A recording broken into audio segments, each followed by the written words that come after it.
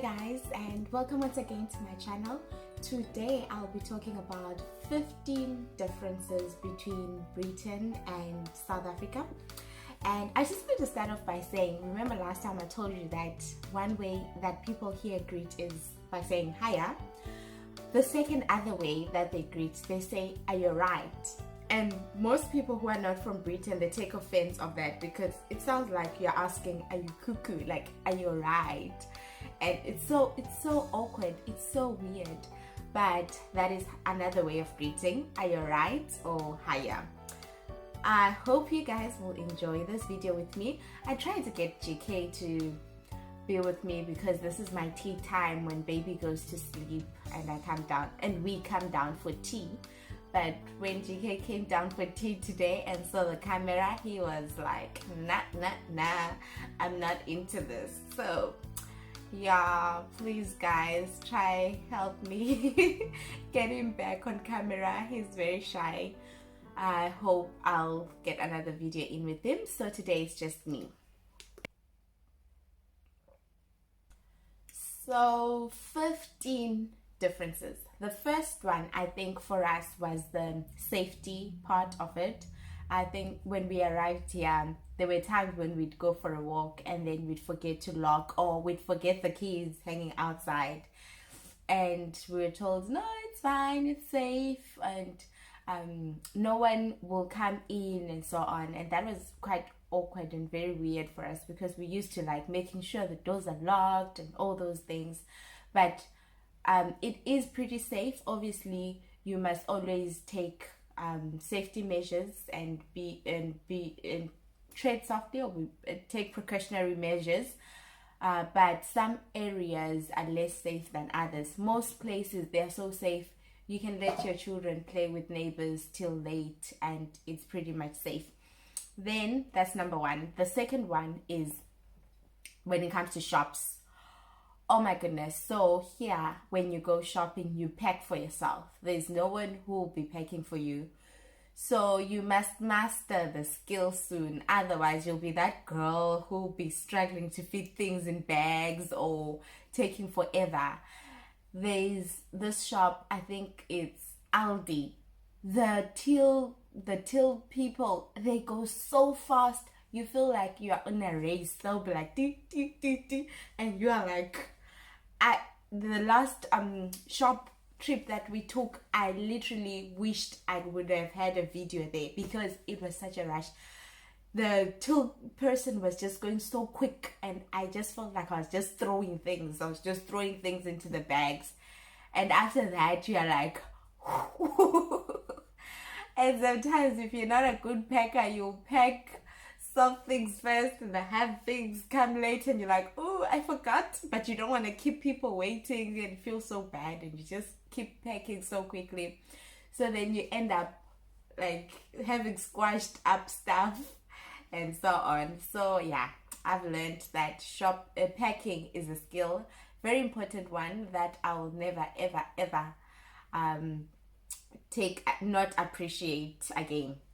Then the third thing is, I think we mentioned this in our last video, the self-service garages, but also that in shops, some shops you have the option to go through a person who will help swipe your stuff, but most places you can swipe your own things and then go. So self-service point. Then the fourth one is that, so I know it's still a far off in the future, but I was just looking at schools and trying to see how the schools here run for the future, for when Unati grows. And the weird thing that I discovered is that private schools are called public schools. So private schools are public schools and independent schools, and public schools are state schools. So if you're coming from like Africa somewhere, you're looking for a public school and then you search for a public school, you're actually searching for a private school. That is so confusing, but that is basically how they do it here. It's so weird. And then the fifth thing to me was the whole car transparency thing. So you can literally take a number plate of any car, you can go into the UK website, put it in, and it can do a basic check for you, like tell you the details of the car, when it was last, like what issues it has, when it was last done an MOT. MOT, I think it's almost like a license disc. So it will tell you of the checks that were done and any issues that arose and how many owners it has had and so on. Like, it will give you so much information. And there are other websites where you can pay maybe £10 and you can get a more comprehensive check on a car. So all you need is a number plate and you can literally check up a car and get so much information. So that we found out when we were car window shopping. And then the sixth thing for me is the weather. The weather is almost like Cape Town weather. So you can wake up and it's cloudy. And I find that mostly in the morning, you'll see that at around 9, there'll be like blue sky. And you'll be like, oh wow, it's going to be a beautiful day. Get ready for a walk with my child. The moment we step out, want to come out, it's raining. And I'm like, okay, what do we do now? I've learned that you just go if it's drizzling. So if we go, we'll find that halfway through our walk, it's sunny again. The sun is full out. And then it's windy. And then it's cloudy. Like, you get all 4 seasons in one day sometimes. And then the seventh thing for me is childcare. Childcare is so expensive. Well, if you convert it to rent, it's so expensive. Because I think from what I've checked on the internet, the cheapest that you can get is between £4 and £5 an hour. So working with £5 an hour, if you need someone to help you with the child from, let's say for a full day, for 8 hours, that would mean that it's about £40, which is equivalent to 800 Rand a day. That is basically how much you can kind of budget to spend in a day. And that is so much. So childcare is so expensive. It is so very expensive. Then the other stuff is, so people have been asking us, oh, are there jobs there, like in terms of taking care of children, gardening and all those, like the low skilled kind of jobs? And we've been telling them that, you know, what we've noticed is that most low skills jobs are for locals, because most of the people that pick up the rubbish, most of the people that look after kids, most of the people that do cleaning services and so on, if you just search on the internet, you find that it will be locals, like it will be Brits, or rather it will be white people. And we used to having black people in more of the low skill jobs or something, because I guess our population is, we've got more black people than white people in the African countries, but here it's the other way around. You have more white people than black people. So you'll find that most people in low skill jobs are white people, and that can be so weird and so awkward. Like, I was looking that if I were to just get someone off the internet to look after my baby, it's most likely going to be a white person, unless if I have connections to try get an African person. So that I found also to be interesting. And then I think the ninth thing for me is the free education bit. So like I mentioned, childcare is expensive, but it's mostly from when the child is born till they're about 3 years old. From 3 they can start school, so they can start nursery, and I think you get 15 hours for free from the government. And then once they start, so here grades are called years. So once they start year 1, year 2, year 3, so it goes from year 1 and so on. Then it's like, if you go to a state school, not a public school, which is a private, not a public and independent school, those you pay. But if it's a state school, then you get it all for free. And usually the quality is good. They usually advise that if you're someone who's flexible in terms of where you want to stay, rather choose an area where there are good schools, because basically you get given you get offered schools in where you stay. So when Unati is the age of going to school, I also saw on the internet that it looks like they send you even letters and tell you that your child is almost the age for going to school. Please make sure you register them and so on. But you can also send applications to your local council and they will allocate you to a school, and it's most likely going to be the school closest to where you stay. So if you want a good school, you go stay in the area where there are good schools. And then the 10th thing for me is that the public health system is quite good.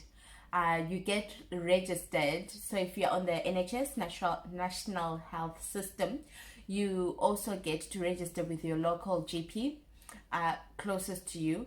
And currently, because of COVID, I don't know how it was before, but the way it works at the moment, if I have anything, any issue, I just call and I can speak to a GP and I can tell them this is my problem. And at the moment, because I have a child, I'm on maternity exemption, so I don't pay for any medication. So I just tell him, oh, I've got this issue, I've got a tooth problem, I need medication.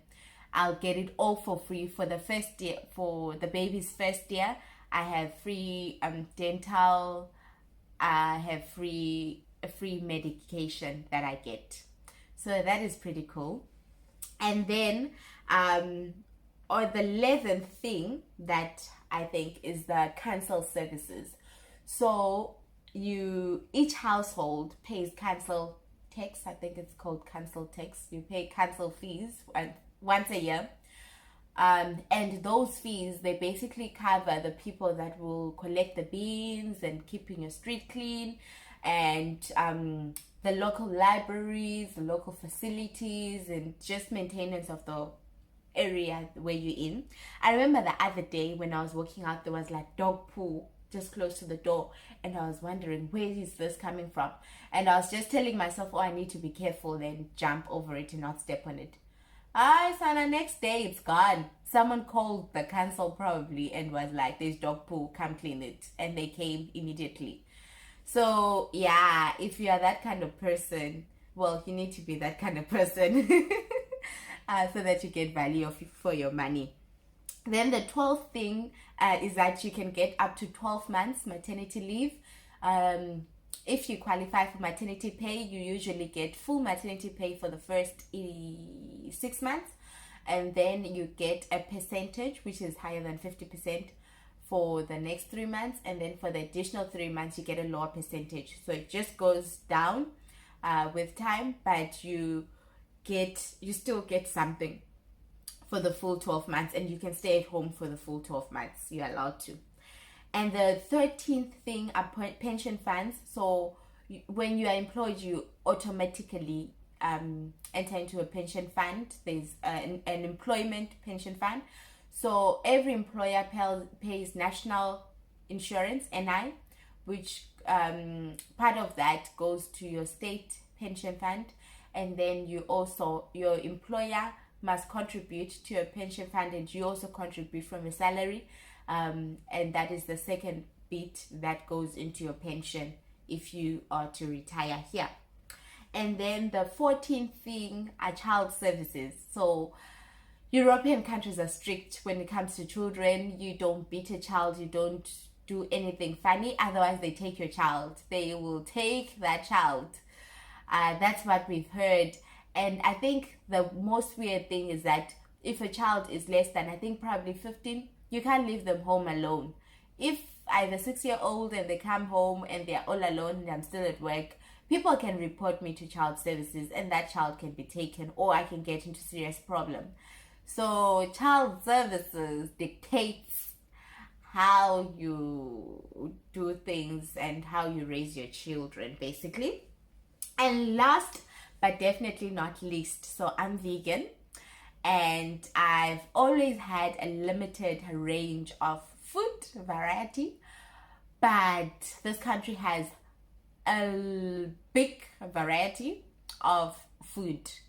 That is the 15th thing for me, especially vegan food. Like, I can literally walk into a shop and buy a vegan cake.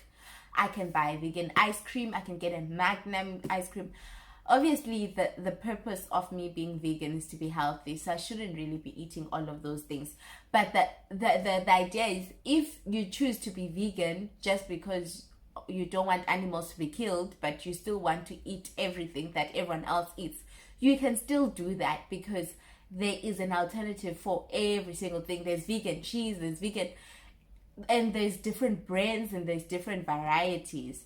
So the food variety is just so much. But I always find that the food quality doesn't taste quite like home, and especially the fruits and so on.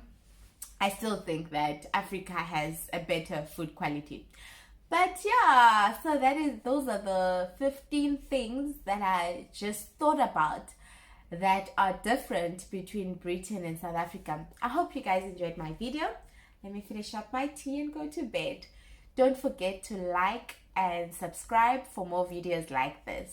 Till next time, bye.